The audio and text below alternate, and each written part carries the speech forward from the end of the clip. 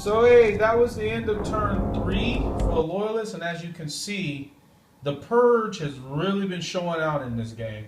They shot out in their Overwatch, they killed 2 of the Deathwing, and I put this marker here that they get the champion gets +1 attack because he punched the Deathwing champion in the face with a power fist. Brutal. Bilal came in and he started to attack with his command squad, and they are really starting to make short work of the Plague Bearers now. The power fists are finally taking their toll, and the Plague Bearers are starting to miss on their invulnerable saves. And their Herald has finally fell. You can see here that the Space Wolves, with the request of Bilal, are coming to assist, and he is still calling for reinforcements from the fortress. Over here, Tyrion and this group are slowly starting to make headway on these Plague Bearers, but they are giving them fits, and another of their comrades has fallen. This group of Terminators here, they have taken the one of the members fallen, have secured him, and their brethren here have made short work of these Marines here. So that was the end of turn 3 for the Loyalists. It's the Chaos side, and they're coming back with a vengeance. Stay tuned. For the end of the turn 3, that was for the Chaos side, the Great Lord of the 6th Company Gluttonous, Devourer of Worlds, has arrived. And he also brought, with his magical stone that he had crushed, he had brought a unit of possessed Marines to assist his faithful servant Morpheus to gather the remaining gene seed that was on the battlefield once this battle was complete. Mamon, his brother, had finally now started to explain the plan that was unfolding. And it'd be twofold. Mamon, who had summoned his elite, his plague toads, or the beast of Nurgle, as well as Nurglings, would hold off the Loyalists, while the remaining of the 6 would go with their Lord Gluttonous and locate where the Key of Nurgle is. And as you can see, their plan is unfolding, that the Plague Bearers that were once next to Mamon had charged in, but they lost a few to the Loyalists. But one of the Plague Bearers was actually able to wound Bilal, so he still has his remaining wounds. And in the battle here, Tyrion, as well as the chaplain, was able to just butcher the remaining Plague Bearers. But as they looked up, they can see that they had a new foe that they had to deal with. These beasts of Nurgle would cause them a problem. That's in turn 3. Turn 4 coming up. So for turn 4 for the Loyalists, Bilal knew that he was facing more of a demonic presence, and he needed assistance badly. So he called back to the Imperial Fortress and demanded to know where his reinforcements were. They let him know that they should be arriving shortly, and they needed to hold on. And with that, they began their assault. So as you can see, the Space Wolves had came up as their support, and they had shot over at the Nurglings, killing one. This unit here of Deathwing attacked this unit of Beast of Nurgle, causing 1 wound. Over here, you can see they're fully engaged, and they killed a few of the Plague Bearers, but they're still locked in combat. And this fight with Tyrion, he was able to finally kill the remaining of those Plague Bearers, and now preparing for the assault from the Chaos side. Over here you can see the Space Wolves came over, and they're about to take possession of the fallen member for the Deathwing.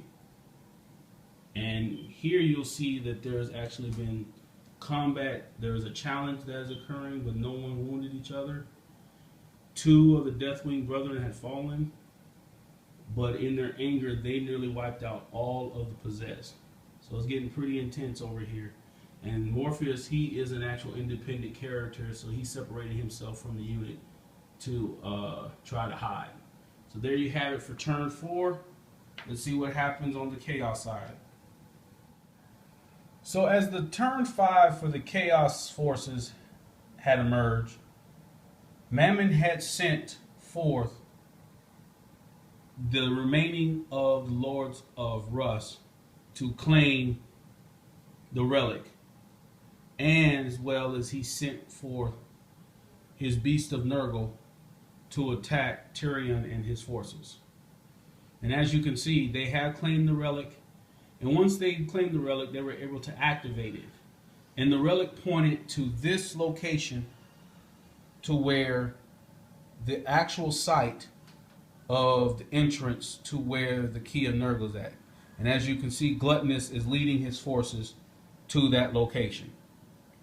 In the meantime, the possessed that were here, that were occupying this unit, have been swiftly taken care of by the Deathwing, but their champion is holding them at bay, and they are still unable to occupy these forces. For Morpheus, who was once there, he retreated, he separated himself, and now he is in the corner hiding away from the Deathwing, knowing he cannot fight them by himself. In the battle that is occurring with the Beast of Nurgle, the Knights were able to actually kill outright this Beast of Nurgle. They had caused 5 wounds, and he only saved 1, and they killed him out. But these other 2, one that was fighting Tyrion, the other was fighting the other unit, Tyrion was able to cause a wound to him, and they were not able to gain a wound back. Remember, guys, with Beast of Nurgle, they have the it will not die rule, and after their turn, they were not able to retreat to regenerate an extra wound back. For Belal's unit, they were still fighting against these plague bearers. These plague bearers, with their 5-up demonic save, as well as the feel no pain of a 4-up, is keeping them in the fight. As well as Mamon, but you guys, he is making to where they have to take instability tests. So this makes this unit much, much tougher to fight against. And as you can see, only 1 had died. The Nurglings, as well as the Beast, had attacked this unit and killing 2 of the Terminators, and the Beast of Nurgle killing 2 as well. This was really bad for the Deathwing. And the wound that once was here, he was able to regenerate. So guys, for turn 4 was not a good turn for the Loyalists, and it's looking pretty grim for them. But it is their turn, and reinforcements have arrived for turn 5. Let's see if that can help them. Turn 5 coming up. So for turn 5 for the Loyalists, part of the wolf pack has actually arrived to the battle scene. And because they just arrived, they cannot do anything at this time, so they cannot assist. But this may be more important for the next upcoming mission. So pay attention to that next one that will be coming shortly. So the wolf pack, the predecessors to the actual Thunder Wolves, have arrived. And the Space Wolves themselves have activated their banner, which gave them an initial attack, and they made the most of it by nearly annihilating the rest of the Nurglings, except for 2. And as you can see, Belal, his command squad, and a unit of the Deathwing have finally been able to overcome the Plague Bearers and stuff. And as you can see, the Beast of Nurgle killed the remaining Deathwing member that was in combat with them. Okay, so that was that. On this particular battle, you will see that Tyrion and his knights were able to kill another Beast of Nurgle, and there is 1 Beast of Nurgle remaining with only 1 wound.